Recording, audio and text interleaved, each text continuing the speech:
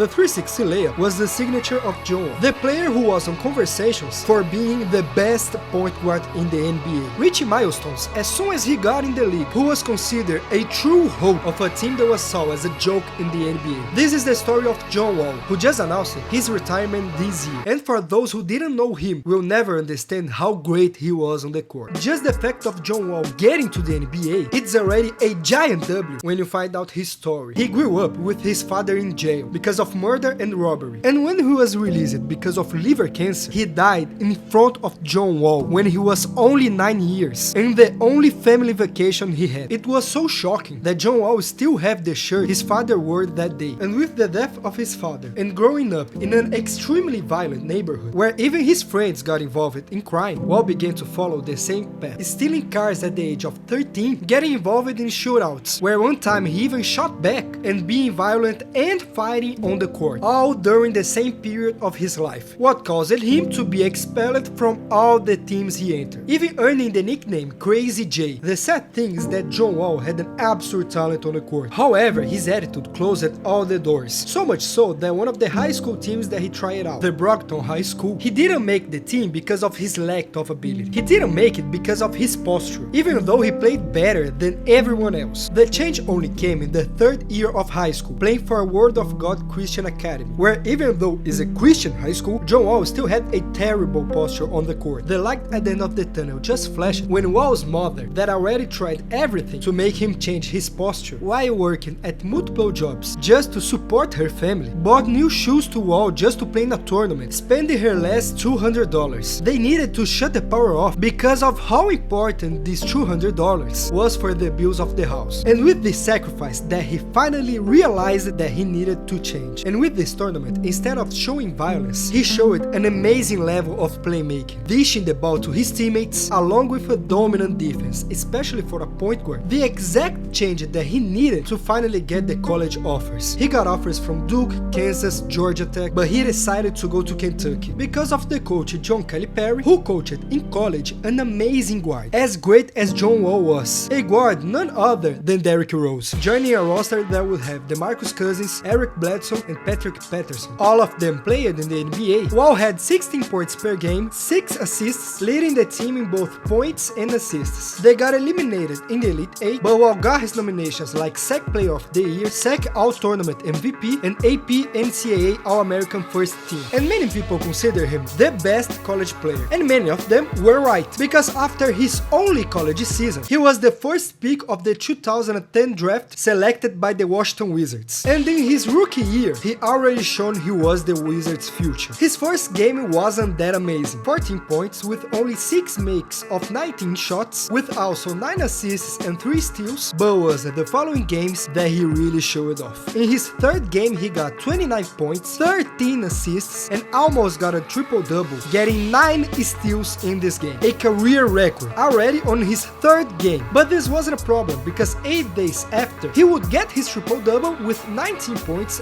13 assists, and 10 rebounds, not counting his 6 steals in the game. He became the second player in NBA history to get 9 assists or more in each of his 3 first games. He was the third youngest player to get a triple-double, got nominated to All-Rookie First Team, was the MVP Rookie Game of 2011 when the system of the All-Star Weekend was different, but he wasn't the Rookie of the Year because a guy named Blake Griffin took this trophy home. The franchise confidence in Wall was so big that they traded arenas, making Wall the face of the franchise. And Wall really could be a face of a franchise. The problem is that we're talking about Washington Wizards, the team that didn't make the playoffs, closing the season with a 23-59 record. In the last 10 seasons, the Wizards just went to 4 playoffs, and only one they got to the second round, getting swept by the Heat in 2005. And it wasn't that different in his second season, because even with the lockout, Wizards ended the 2010-12 season with 20 wins and 46 losses. But in the 2012 draft, the Wizards picked Bradley Beal. That would have in the future the same weight as Wall in the roster, but we still wouldn't have good news in the 2012-13 season, because Wall would lose the first 33 games because of a knee injury, the first big injury in his career. But his comeback was amazing. He made 24 points with a career high 16 assists in his comeback game, and a game with a career high 47 points to go along with 7 rebounds and 8 assists, getting the nomination for Eastern Conference Player of the Week.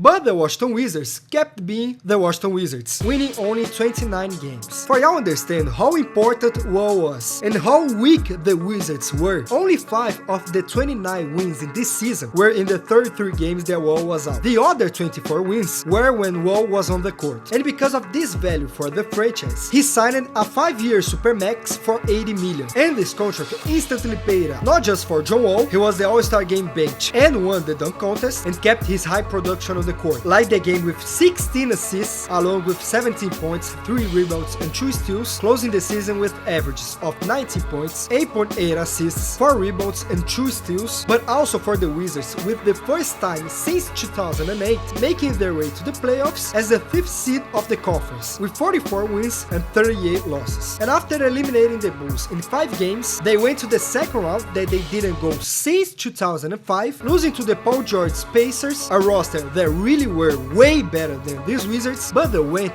way further than the last years. The progress continued for the 14-15 season. He made the NBA All-Defense second team, was again an All-Star, but this time in the starting lineup and averaged a double-double with 10 assists and 17 points, with amazing performances like the first 17 assists game, with also 26 points, the game that he dedicated to the Maya Telekate Nelson, who with only 6 years died of cancer the same day this game happened, and also the other game that he made 17 assists, along with 21 points 8 days after the first one, that did not surpass the 18 assist game that he got against the Knicks, obviously, on the same season. Wizards went again to the playoffs as the 5th seed, winning 46 games, and for the second straight year, they went to the second round. And this time it looked that they would go further. Wizards won the first game, lost the second one, but won the third also. But it was exactly on the third game that Wall broke his hand. And being out in the rest of the series, Wizards lost 3 straight games, and once again fell off in the second round. Because not only the Wizard was the 10th seed with 41 wins and 41 losses, but his roster was damaged with injuries. Main reason that they went from 5th to 10th, and the biggest weakness of John Wall was exposed,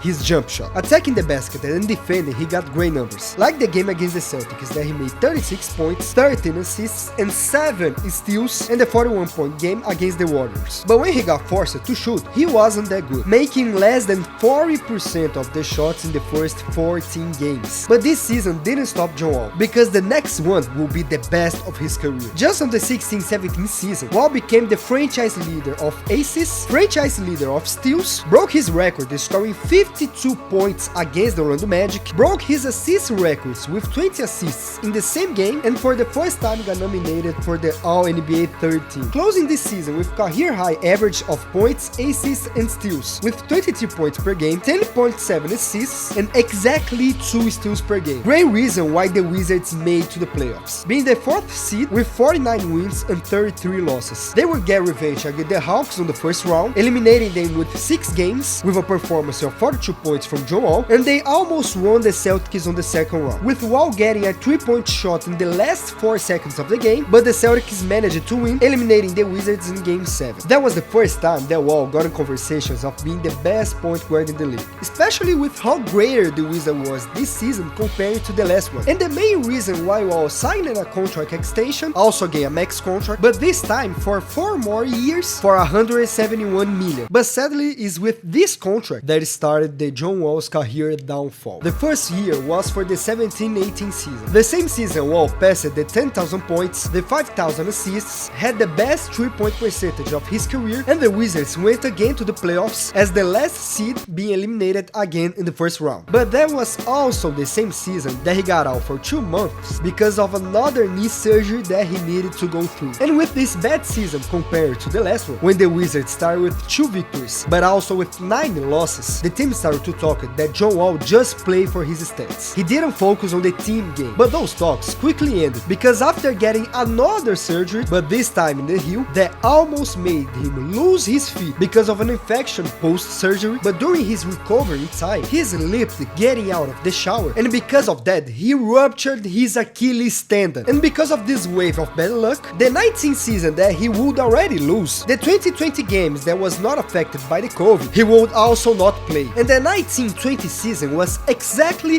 the first season of his extension. But he was already practicing and recovering for the 21 season. But looking through his injuries and the amount of money of his extension, the Wizards decided to take a triple-double machine that was already an MVP, trading John Wall for Russell Westbrook that was on the Rockets, ending the chapter of one of the most important Washington Wizards players in history. And the Rockets was his career ending, because after playing 40 games in that season and losing the rest of it because of another injury, but this time the hamstring, the Rockets was tanking to get new pieces for the young roster, while they still had 2 more years to pay Wall on a total of $91.7 million. After notice that they closed a deal to get an elite point guard just to keep being one of the worst teams of the league, they asked Wall not to play the rest of the season after not finding no trades to get rid of this contract, paying him for not playing. And sadly, with Wall losing his athleticism because of injuries, his low productions on jump shots, his expensive contract for the situation he was in, and he not playing at all, he was forgot as the elite guard that he was on the Wizards prior. He just got back playing when he signed a 2-year contract with the Clippers in 2022, but he just played 34 games